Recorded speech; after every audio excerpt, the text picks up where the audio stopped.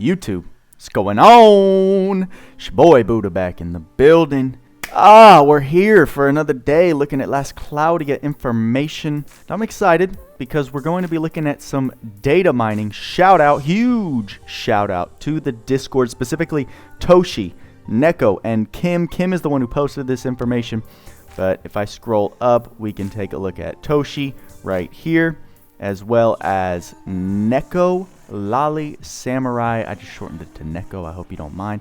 They seem like the 3 core data miners that post in the Discord data mine section in the last Cloudia Discord. So make sure to check it out. There's always a ton of good information dropping as soon as they find it. Looks like we got some data mining for the new free-to-play Fairy Grandpa. I don't actually know his name, but it's the free-to-play character that was announced coming out, I believe, on or after the 14th. If you discover or capture all of the fairies that are available, you then get the chance to unlock him, or maybe you get him automatically. I don't know if those details have been clarified yet. I need to figure that out. I'm planning on doing a video describing how to collect all the fairies, so I just need to plan that out and actually do it myself. So be on the lookout for that. That'll hopefully help a lot of people out. But let's just jump into it because we don't have a ton to cover. It looks like they were able to find the traits, skills 1, 2, and 3, and then the ultimate description. I read through this beforehand, and there are some details that seem a little wonky. And Kim even says at the bottom here, these effects and values are very likely subject to change, so take it with a pinch of salt, but it does give us a general idea of his functionality and what kind of purpose he's going to serve. So let's take a look. His first trait is Element Eater. When attacking the enemy with the element it's weak to, chance 5% to devour the enemy's elemental resistance for a fixed time elemental resistance minus 15. When this effect props, add 3 points to a gauge. Gauge level 1 requires 1 point, level 2 requires 5 points, level 3 requires 12 points, level 4 requires 20 points, and level 5 requires 50 points. Gauge allows you to use special magic fairy energy release. What now? Okay. Gauge allows you to use special magic fairy energy release. At first I was thinking that's maybe the ultimate, but no, this gauge function is unfamiliar to me. But from what I'm understanding, when you attack an enemy who's weak to whatever element you're attacking with, they get that elemental resistance decreased. And then when that effect procs, you're adding 3 points to this new gauge. And there's 5 levels to the gauge. Gauge allows you to use special magic fairy energy release. So is this fairy energy release like proccing every time you hit a gauge level? This is very confusing to me. I'm not sure what that means. Holy crap. Is this a new mechanic, or is this something that is seen in older characters? Let me know in the comments, because it seems like a really interesting mechanic to me. Moving on to trait 2, Rampaging Aura. All elemental spells can crit. Spell and physical damage cap plus 5,000, so he's got a built-in damage cap buff, which is nice. Status ailments and status debuffs recover twice as slow. This means status ailments and debuffs last twice as long than before. Some status debuffs are excluded. I know I said status and status all in the same sentence. I'm weird like that. But it seems like he's got a great ability on the first part of this trait, which all elemental spells can crit. So he's got all of the critical spell capabilities built into his trait, so you don't have to attach those onto him. And then his damage cap is raised by 5,000, which is a very nice amount. But then he's got this debuff built into him as well, where it takes twice as long for you to recover from status ailments. So I feel like in PvP, that's going to be a huge hindrance to him, because you get blinded or stunned if you don't have Cure-All, which you probably should in the first place, but if you don't, Homeboy's going to be sitting there twice as long as everyone else trying to recover. Skill number 1. So this will be his first top left attack. Dissection is an earth elemental attack. 100% chance to buff self with earth elemental damage reduction 50% for 40 seconds. So it almost gives him kind of like the fast skills, right? Like fast brave, fast metis. It gives him this fast earth elemental damage reduction. So he becomes immune to that elemental typing for 40 seconds. Not immune, I'm sorry. He gets damage reduced by 50% from any earth attacks, which is nice.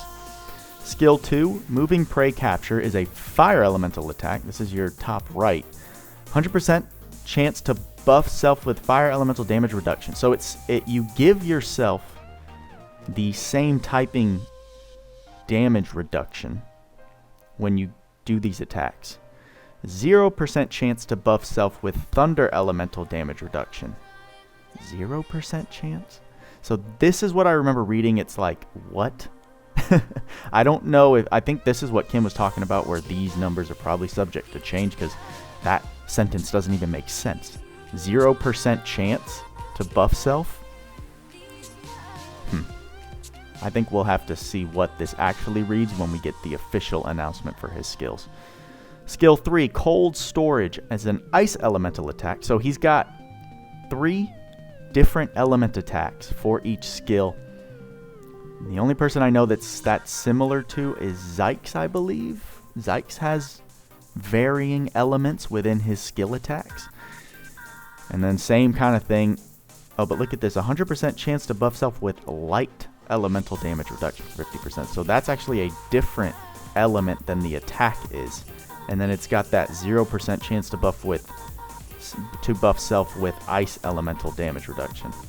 Very wonky descriptions there. Again, this is data mining, so you never know what's kind of be rearranged or just not fit exactly how it's supposed to be. So like Kim said, take this with a grain of salt, but it gives us he's gonna get some kind of damage reduction when he's popping off these skills, and they seem to correlate with the earth or with the elemental attack that he is doing, right? Looking at his ultimate, Reckless Prey Capture is a dark elemental attack. So he's got 3 earth, fire, ice, and then his ultimate is dark. And then it's got a whole lot of descriptions here. 0% again with these wonky numbers. 0% chance to absorb 30% of the attack is HP. 100% chance to buff self with fire elemental damage. 0% chance to buff self with ice elemental, earth, thunder, light, dark. I'm thinking these 0% are also 100%. I think the percentages are kind of irrelevant right here. I think what we need to be reading is just this chance, right? Chance to buff self, chance to buff self. Whether it's guaranteed or there's a percentage chance attached to it, he's got this capability of buffing himself with damage reduction for many of these elemental types. For his first 3 skills, it correlates directly with that elemental attack. And then it looks like for the ultimate, he gets a damage reduction for all elemental typings. He's definitely interesting because all elemental spells can crit. I'm looking at his second trait here. All elemental spells can crit spell and physical damage cap plus 5,000. It seems like you can build him both ways. Based off my first impression here, you can either make him a physical damage dealer or a spellcaster. And with that, all elemental spells can crit. It really tempts me to lean more towards spellcaster because that's an extremely strong ability.